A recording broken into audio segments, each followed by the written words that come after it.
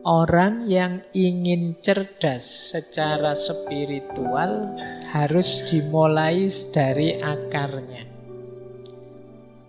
Jadi pelan-pelan kita bangun kecerdasan spiritual.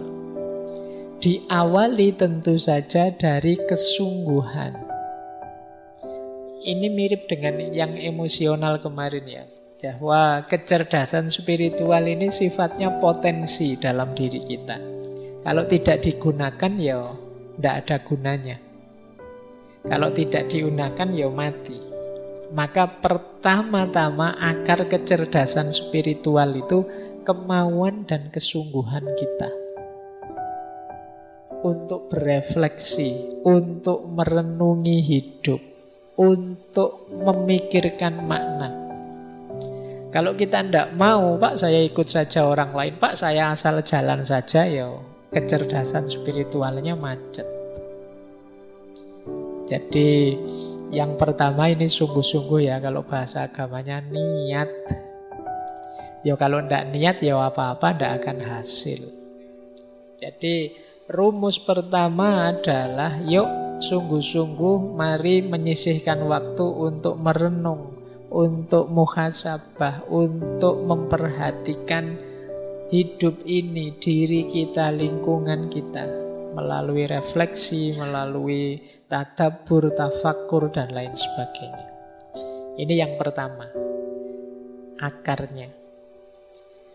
Nah, biasanya kalau kita hidup secara serius, itu nanti akan bertemu pencerahan-pencerahan. Maka akar yang kedua, ketercerahan. Ini momen, wow, iya ya, ternyata hidup ini begini. Itu momen pencerahan. Baru saya tahu ternyata saya itu manusia yang lemah. Ini namanya pencerahan. Baru aku sadar ternyata kemarin aku hanya GR saja. Ternyata aku tidak sehebat itu misalnya. Itu namanya pencerahan. Jadi ketika kita mengalami momen-momen pencerahan semacam ini alamat kita lebih cerdas secara spiritual. Jadi kan banyak orang yang belajar tapi ya tidak cerah-cerah. Ruwet terus uripe. Jadi banyak orang yang tercerahkan. Dan ini yang membuat ilmu itu asik. Kalau kalian merasa tidak kerasan membaca buku, tidak kerasan belajar, kemungkinan jarang ketemu pencerahan. Orang itu senang baca ketika dia baca, oh iya ternyata begini, ah iya ternyata begitu. Itu mungkin dia tambah asik pengen baca terus. Tapi begitu baca, ah ini buku apa toh ya, susah sekali dipahami, susah ya, tidak jadi baca. Jadi momen ketercerahan itu kejarlah.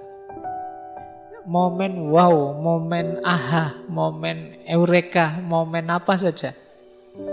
Kejar itu karena dia mengantarkan kita pada pemahaman spiritual.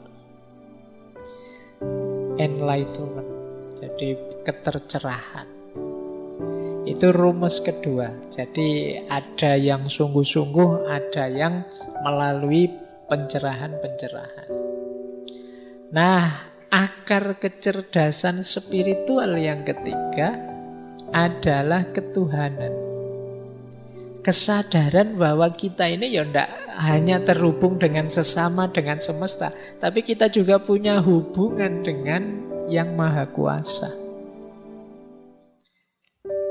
Jadi kesadaran ketuhanan akan membuat kita tambah cerdas secara spiritual. Ada banyak momen dalam hidup ini yang kita kesulitan memaknainya kecuali setelah kita hubungkan dengan Tuhan. Begitu kita sambungkan dengan Tuhan, banyak hal mudah jawabannya, kita tahu maknanya. Kenapa ya? Saya sudah belajar sungguh-sungguh, saya sudah kerja keras, saya sudah berkorban banyak, kok masih gagal? Sementara dia tidak ngapa-ngapain, cengenges-cengenges sakarepe dhewe. Kok ya sukses? Itu kalau kita kejar jawabannya sendiri sulit kita ketemu. Tapi begitu kita hubungkan dengan Tuhan, jawabannya lebih mudah. Ada banyak momen yang makna dan jawabannya lebih mudah ketika kita sadar hubungan hidup ini dengan Tuhan. Loh, kesadaran keterhubungan dengan Tuhan ini hanya orang-orang yang cerdas spiritual yang mampu. Jadi kalau ada momen peristiwa apapun, dia membacanya selalu melibatkan Tuhan. Kita kan kadang-kadang lupa bahwa kita punya Tuhan. Akhirnya kita kalau gembira terus jadi sombong, kalau dapat anugerah jadi sombong, dapat kesulitan terus putus asa. Ada sumpek sedikit terus rasanya dunia gelap. Ini namanya kita lupa kalau kita punya Tuhan. Nah, itu indikasi kita kurang cerdas secara spiritual. Pak, saya itu sudah hitung sampai yang sekecil-kecilnya loh. Kok masih gagal saja? Ya, itu kan kamu berhenti di dirimu sendiri. Kamu lupa bahwa ada Tuhan. Maka akar ketiga dari kecerdasan spiritual itu ketuhanan. Yang keempat, kecerdasan spiritual itu juga mengakar pada pengalaman. Jadi pengalaman inilah nanti yang jadi dasar kecerdasan, kepekaan juga kita secara spiritual. Kalau bahasa psikologi ada habit of mind. Pikiran kita terkondisikan peka dengan aspek makna, aspek spiritual. Itu mungkin bisa diawali dari pengalaman kita sejak kecil. Mungkin yang ngalami dulu ngaji di kampung, ngalami sama bapak ibu dipaksa sholat jamaah dan lain sebagainya. Itu kan pengalaman-pengalaman spiritual waktu kecil. Yang ini akan jadi habit kita, jadi kebiasaan kita. Yang itu rasanya kita tidak enak kalau tidak begitu. Nah, itu buah dari pengalaman. Yang rajin sholat, ketika satu waktu terpaksa tidak sholat, itu kan rasanya ganjel. Sebaliknya juga begitu, yang tidak pernah sholat kok tiba-tiba sholat, itu kan momen mengesankan juga. Jadi, nah, yuk dari pengalaman terbangun habit of mind tadi. Jadi orang yang karakternya baik itu yuk biasanya karena memang dia dibiasakan dalam pengalamannya. Karakter-karakter yang baik. Sehingga terus karakter itu mengakar dalam dirinya. Nah, jadi akar selanjutnya pengalaman. Ya pengalaman itu ada yang kalau dalam ranah spiritual ada yang khas dua selain pengalaman biasa yang dibiasakan tadi. Yang pertama adalah pengalaman luar biasa dalam bentuk pengetahuan, dan yang kedua pengalaman luar biasa dalam bentuk trauma. Pengalaman luar biasa dalam bentuk pengetahuan itu kalau dalam agama kadang menyebutnya ya pengetahuan intuitif atau kadang disebut laduni. Yang kita tidak belajar tiba-tiba paham. Karena ada ketercerahan itu saat kita membaca tercerahkan. Ada yang tidak membaca tapi tercerahkan. Nah, ini pengalaman luar biasa juga. Ini bisa juga menumbuhkan kesadaran dan kecerdasan spiritual. Jadi yang sifatnya intuitif, wow-nya tidak melalui proses biasa. Ini juga jenis pengalaman. Ada juga pengalaman traumatik. Kalau pengalaman traumatik ini pengalaman luar biasa yang membuat trauma. Cuma traumanya efeknya positif, geser ke ranah spiritual. Misalnya setelah di DO baru sadar bahwa ternyata Tuhan itu maha kuasa. Nah, ini kan traumatik tapi terus membawa ke ranah spiritualitas.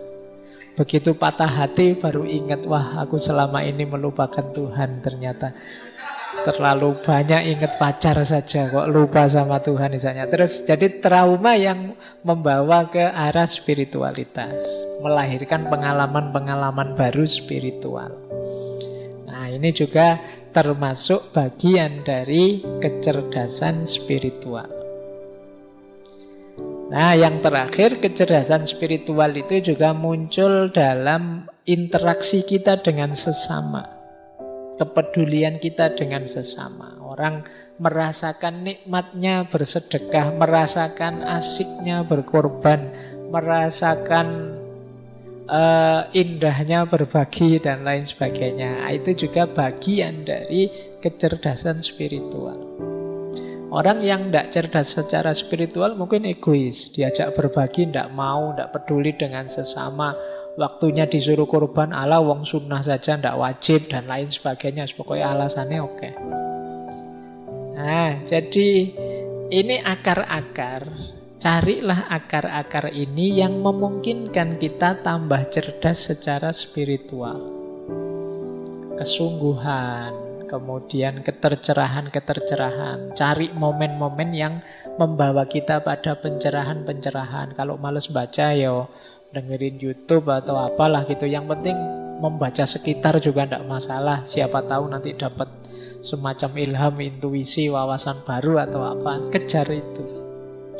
Kemudian juga sadari keterhubungan kita terus-menerus dengan Tuhan. Bahwa hidup ini ya selalu berada dalam hubungan dengan Tuhan. Perkaya pengalaman-pengalaman spiritual.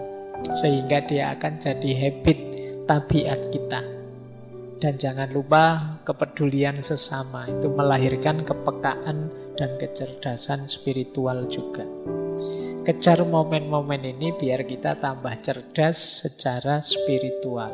Kuncinya nanti di sini.